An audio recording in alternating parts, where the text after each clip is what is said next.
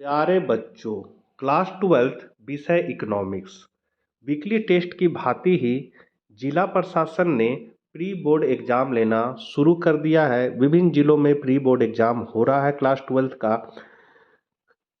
गुमला जिला में pre board exam जो इकोनॉमिक्स का हुआ है उसका क्वेश्चन हमको मेरे मित्र विकास कुमार ने उपलब्ध कराया और उन्हीं के सहयोग से मैं आंसर तैयार करके आप लोगों को वीडियो के माध्यम से बता रहा हूं। वीडियो 3 पार्ट में था। पहला पार्ट में हम लोगों ने ऑब्जेक्टिव और अति लघु उत्तरीय प्रश्नों को देख लिया है। यदि आप लोगों ने इस वीडियो को नहीं देखा है तो उसका लिंक जो है आपको वीडियो के लास्ट में या डिस्क्रिप्शन में या ऊपर आई बटन में मिल जाएगा। इस पार्ट के वीडियो में हम लोग लघु उत्तरीय प्रश्नों को देखेंगे और थर्ड पार्ट के वीडियो में हम लोग दीर्घ उत्तरीय प्रश्नों को देखेंगे जिसमें कुछ मैथमेटिकल भी है। चैनल पर नए हैं तो जरूर सब्सक्राइब कर ले क्योंकि इसी तरह की वीडियो आपको प्राप्त होती रहेगी। तो चलिए हम लोग आज कुछ नया सीखते हैं। सबसे पहले 9वां नंबर क्वेश्चन है, एकाधिकार की परिभाषा दे तथा इसकी किन्हीं 3 विशेषताएं बताएं। तो ये क्वेश्चन आया था। इसका आंसर है अंग्रेजी के मोनोपोली शब्द का अर्थ एक विक्रेता से होता है। मतलब एकाधिकार को हम लोग इंग्लिश में मोनोपोली कहते हैं और इसका अर्थ होता है एक विक्रेता, मतलब बेचने वाला एक। अंग्रेजी के मोनो का अर्थ है एक और पोली का अर्थ है विक्रेता, मतलब बेचने वाला जहां एक रहेगा वो एकाधिकार कहलाएगा। अतएव एकाधिकार बाजार की वह स्थिति है जिसमें किसी वस्तु या सेवा का केवल एक ही उत्पादक होता है तथा उस वस्तु का कोई निकट प्रतिस्थापन नहीं होता है। मतलब एकाधिकारी जो वस्तु बेचेगा उसी से मिलता जुलता कोई दूसरा वस्तु नहीं बेच सकता है। इसकी क्या क्या विशेषताएं हैं? तो पहला है एक विक्रेता तथा अधिक्रेता। मतलब इस बाजार में क्या होता है, बेचने वाला एक रहेगा, खरीदने वाला बहुत रहेगा। तो एकाधिकार में एक ही फार्म होती है परंतु वस्तु के क्रेता काफ़ी संख्या में होते हैं जिसके फलस्वरूप वस्तु की कीमत को कोई एक क्रेता प्रभावित नहीं कर सकता है। नई फर्मों के प्रवेश पर बाधाएं। प्रायः एकाधिकारी उद्योग में नई फर्मों के प्रवेश पर कुछ बाधाएं या प्रतिबंध होते हैं, जैसे पेटेंट अधिकार।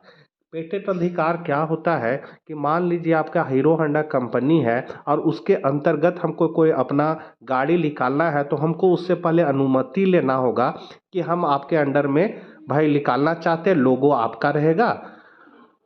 तो उसको जो अधिकार मिलेगा अगला आदमी को वो पेटेंट अधिकार कहलाएगा। तो उस आधार पर वो अपना बिजनेस शुरू कर सकता है। तो नई नई फर्मों के प्रवेश पर बाधाएं मतलब होता है कि उद्योग में नई फर्म जो है वो उद्योग में नहीं प्रवेश कर पाएगी आसानी से। तीसरा है निकटतम स्थानापन्न का अभाव। तो एक विशुद्ध एकाधिकारी फर्म वह है जो ऐसी वस्तु का उत्पादन कर रही जिसका कोई प्रभावशाली स्थापन नहीं होता है। 10वां क्वेश्चन है व्यावसायिक बैंक के किन्हीं 3 कार्य बताएं। तो व्यावसायिक बैंक वह वित्तीय संस्था है जो लोगों के रुपए को अपने पास जमा के रूप में स्वीकार करती है और उनको उपभोग अथवा निवेश के लिए उधार देती है। व्यावसायिक बैंकों के मुख्य कार्य निम्नलिखित है। पहला, जमा प्राप्त करना। तो व्यावसायिक बैंकों का एक मौलिक कार्य जनता से जमा प्राप्त करना है।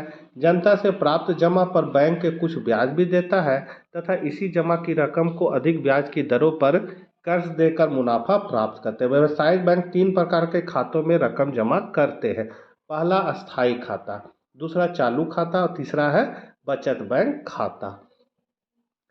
दूसरा है ऋण देने का काम करता है। तो व्यावसायिक बैंक खातों में जो जमा की रकम प्राप्त करते हैं उसे विभिन्न उत्पादक कार्यों के लिए अपने ग्राहकों को ऋण के रूप में देते हैं।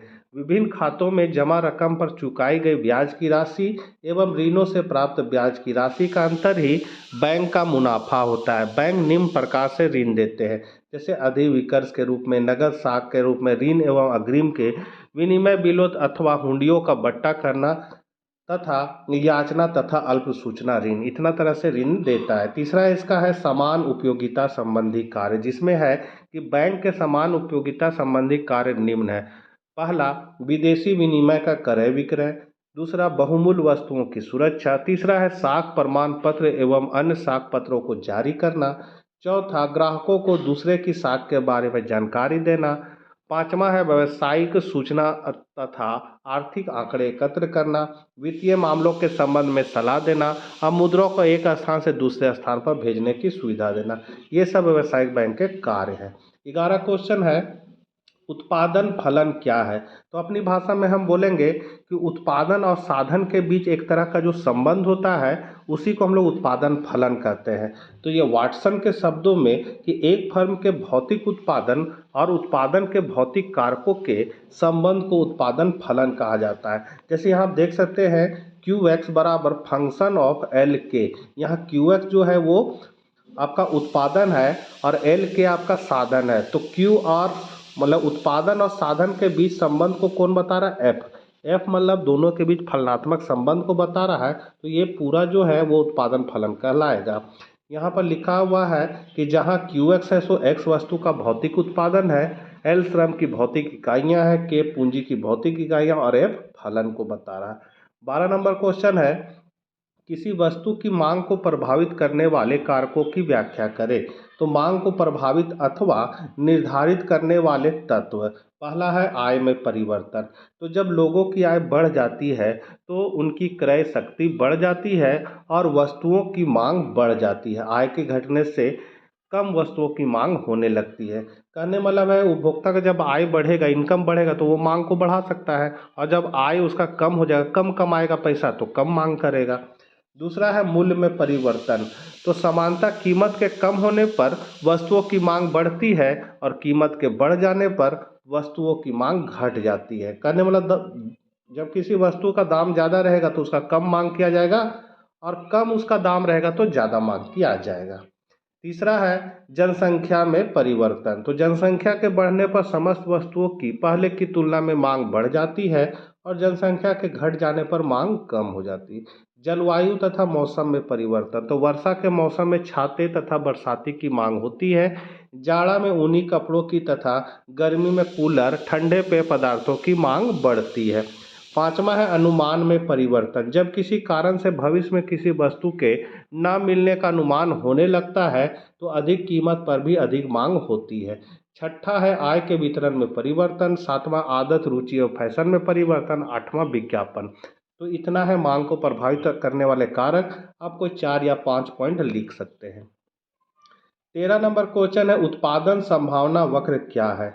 तो एक ऐसा वक्र जो दिए हुए साधनों तथा तकनीक द्वारा दो वस्तुओं के उत्पादनों की वैकल्पिक संभावनाओं को प्रकट करता है, उत्पादन संभावना वक्र कहलाता है। तो आपका जो उत्पादन संभावना वक्र जो होता है वो कुछ इस तरह का होता है। तो यहाँ ए दे दीजिए, यहाँ बी दे दिए, यहाँ 0 दे दिए। ये आपका जो है वो उत्पादन संभावना वक्र है। 14 नंबर क्वेश्चन आया था कि समग्र मांग के घटकों को लिखिए। तो समग्र मांग के निम्नलिखित घटक है। पहला है निजी उपभोग व्यय, जिसको हम लोग सी कहेंगे। तो इसमें देश के गृहस्थों परिवारों द्वारा एक लेखा वर्ष में सभी वस्तुओं तथा सेवाओं के लिए की गई मांग को शामिल किया जाता है। दूसरा है निजी निवेश मांग, जिसको आय से डिनोट करेंगे। तो इससे अभिप्राय निजी निवेशकर्ताओं द्वारा पूंजी पदार्थों की खरीद पर करने वाले व्यय से है। तीसरा है आपका सरकारी व्यय, जिसको हम लोग जी कहेंगे। तो इसमें सरकारी उपभोग में व्यय तथा सरकारी निवेश व्यय दोनों शामिल होते हैं। सरकारी उपभोग व्यय से अभिप्राय है सैन्य सुरक्षा प्रयोग के लिए वस्तुओं के उपभोग की खरीद पर खर्च। सरकारी निवेश व्यय से अभिप्राय है सड़कों, डैमों तथा पुलों के निर्माण पर किया जाने वाला व्यय। चौथा है आपका शुद्ध निर्यात। तो विदेशियों द्वारा हमारी वस्तु के लिए किए गए व्यय को अर्थव्यवस्था में कुल व्यय मतलब समग्र मांग में जोड़ा जाता है, जबकि आयात पर किए जाने वाले व्यय को घटाया जाता है। अतः x माइनस एम जो है वो शुद्ध निर्यात को समग्र मांग एडी में जोड़ा जाता है। अतः समग्र मांग के प्रमुख तत्व है एडी बराबर सी प्लस आई प्लस जी प्लस एक्स माइनस एम। मतलब यहाँ सी आई जी और एक्स माइनस एम ये सब समग्र मांग के तत्व है और एडी जो है वो समग्र मांग ही है। तो समग्र मांग का आपका फॉर्मूला बनेगा ये वाला, और ये खुली अर्थव्यवस्था में फॉर्मूला बनेगा।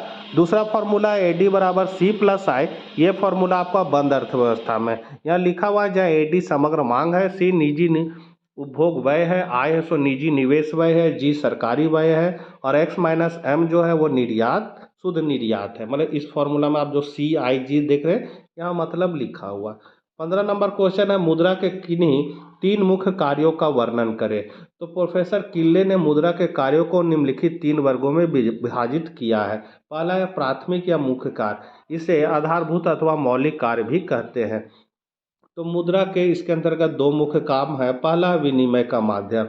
तो वस्तु विनिमय प्रणाली की एक प्रमुख कठिनाई यह थी कि इसमें आवश्यकताओं के दोहरे संयोग का अभाव पाया जाता था। मुद्रा ने इस कठिनाई को दूर कर दिया है। आज किसी वस्तु को बेचकर मुद्रा प्राप्त कर ली जाती है और उस मुद्रा से आवश्यकता अनुसार बाजार में वस्तुएं खरीदी जाती है, अर्थात मुद्रा विनिमय का माध्यम है। दूसरा है मूल्य का मापक। तो मुद्रा लेखा की इकाई के रूप में मूल्य का मापदंड करती है। लेखे की इकाई से अभिप्राय यह है कि प्रत्येक वस्तु तथा सेवा का मूल्य मुद्रा के रूप में मापा जाता है। मुद्रा के द्वारा सभी वस्तुओं तथा सेवाओं के मूल्य अथवा कीमतों को मापा जा सकता है तथा व्यक्त किया जा सकता है। अब बी में है गौण अथवा सहायक कार्य। तो इस श्रेणी में उन कार्यों को सम्मिलित करते हैं जो प्राथमिक कार्यों के सहायक है। इसमें निम्न कार्य है। पहला, स्थगित भुगतानों का मान। तो जिन लेन देनों का भुगतान तत्काल न करके भविष्य के लिए स्थगित किया जाता है उसे स्थगित भुगतान कहा जाता है। मुद्रा को स्थगित भुगतानों का मान इसलिए माना गया है क्योंकि अन्य किसी वस्तु की तुलना में इसका मूल्य स्थिर रहता है। दूसरा, इसमें समान स्वीकृति का गुण पाया जाता है। तीसरा, अन्य वस्तुओं की तुलना में यह अधिक टिकाऊ है। चौथा, स्थगित भुगतानों के मान के रूप में कार्य करके मुद्रा पूंजी निर्माण में सहायक होती है। दूसरा काम है इसका मूल्य का संचय। तो मुद्रा के मूल्य संचय से अभिप्राय है कि मुद्रा को वस्तुओं तथा सेवाओं के लिए खर्च करने पर तुरंत कोई विचार नहीं है। प्रत्येक व्यक्ति अपनी आय का कुछ भाग भविष्य के लिए बचाता है। इसे ही मूल्य का संचय कहा जाता है। मुद्रा के रूप में मूल्य का संचय करना सरल होता है क्योंकि मुद्रा को सब लोग स्वीकार कर लेते हैं। दूसरा, मुद्रा के मूल्य में अधिक कमी या वृद्धि नहीं होती है।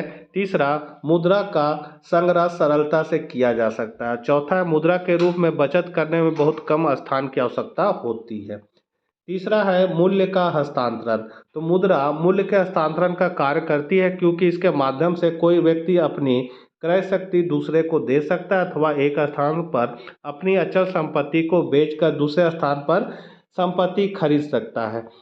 अब सी कार्य है आकस्मिक कार्य। तो मुद्रा के आकस्मिक कार्य निम्नलिखित है। ए है सामाजिक आय का वितरण। बी साख निर्माण का आधार है। सी है अधिकतम संतुष्टि का माप है। डी है राष्ट्रीय आय का वितरण। ई है आपका शोधन क्षमता की गारंटी। अब पूंजी की तरलता में वृद्धि। ये इसके आकस्मिक कार्य है। 16 नंबर और लास्ट क्वेश्चन है अति लघु उत्तरीय का पूर्ति क्या है, पूर्ति के नियम बताएं।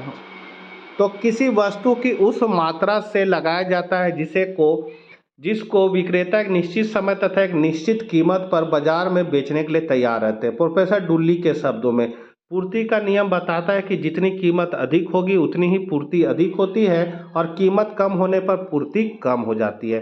तो ये आपके लघु उत्तरीय प्रश्न थे।